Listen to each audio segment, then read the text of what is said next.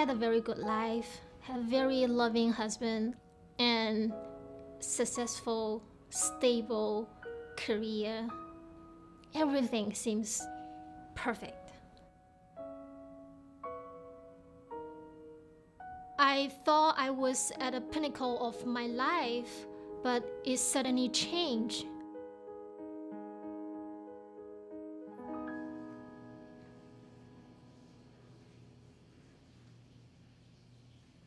I think that if I still stay in China, and I will face the death again.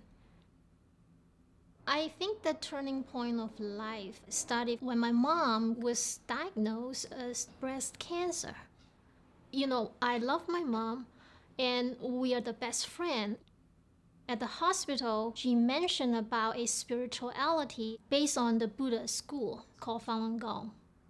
I had no idea about any spirituality, but my mom said that I want to try Falun Gong.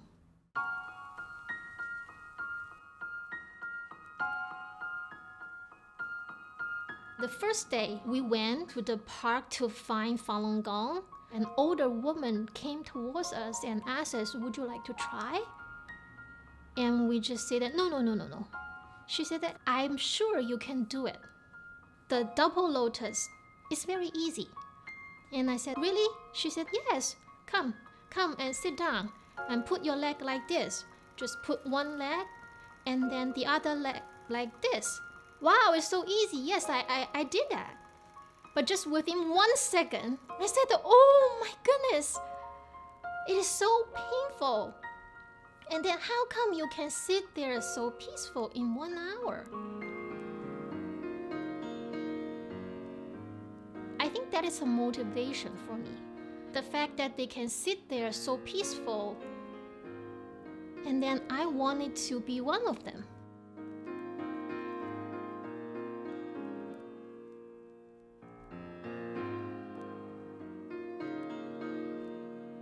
Falun Gong was so popular, I think that the Chinese government was threatened by the number. We heard some Falun Gong practitioners were arrested, and then we just went to protest and have a peaceful petition.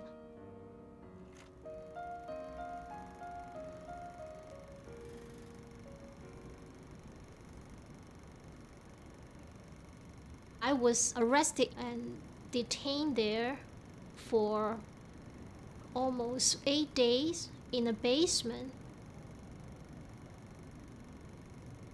At the police station, the police just say that you were sentenced to 2 years labor camp.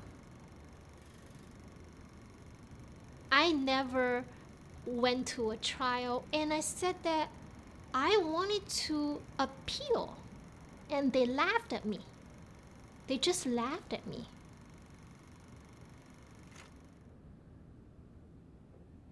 I was sent to the Cha To women's labor camp. Cha To is literally an island. It's surrounded by water. I was forced to work 14 to 16 hours each day, and we done ornament flowers, handbags, and Christmas tree light. And at that time that I keep constantly asking myself, what am I doing? I had this so beautiful life, and suddenly I was in a hell.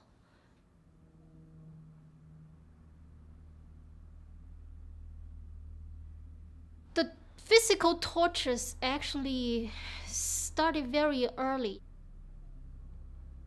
They tied me up with a bed sheet in double lotus position, and also tied my hands back and just put me in the middle of the room for 14 hours. And then during that 14 hours, they keep beating me, and someone just like jump on my back, and they said, "We want you to feel pain."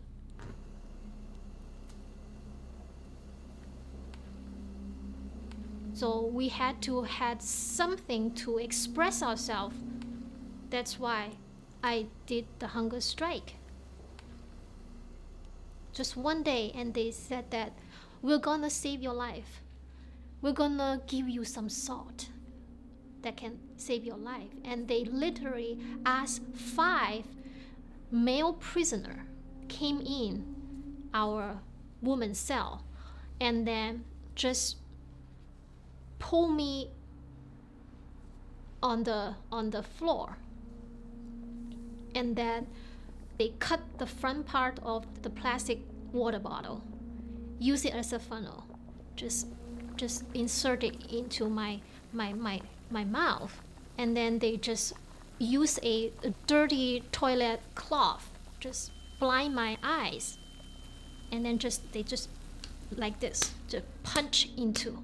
And then at that time I felt that my nose, my ear, even my ear, everywhere it's stuck by the salt.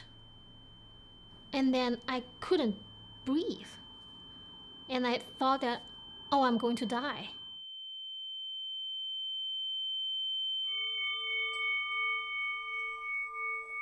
The police head, he said, "Stop. They don't want me to die in the camp."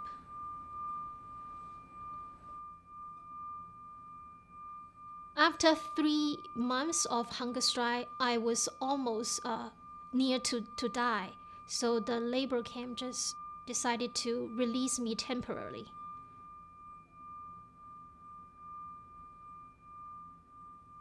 My mom was persecuted to death because of the Falun Gong practice.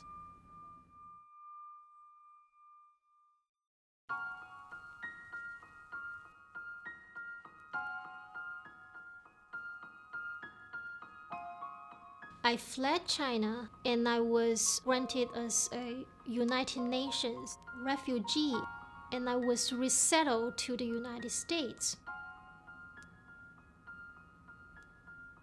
It's a complicated feeling when I first landed. I was very excited because for a long time already, 10 years at that time, I haven't been breathed the free air. And I felt that it's kind of like home.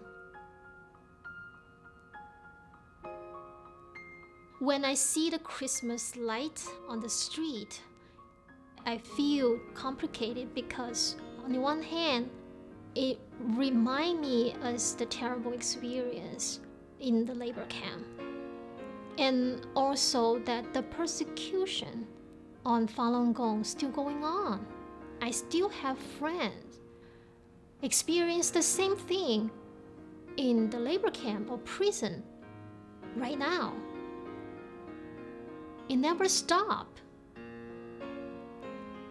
And on the other hand, I feel blessed in this free country that I had a chance to freely practice my spiritual belief.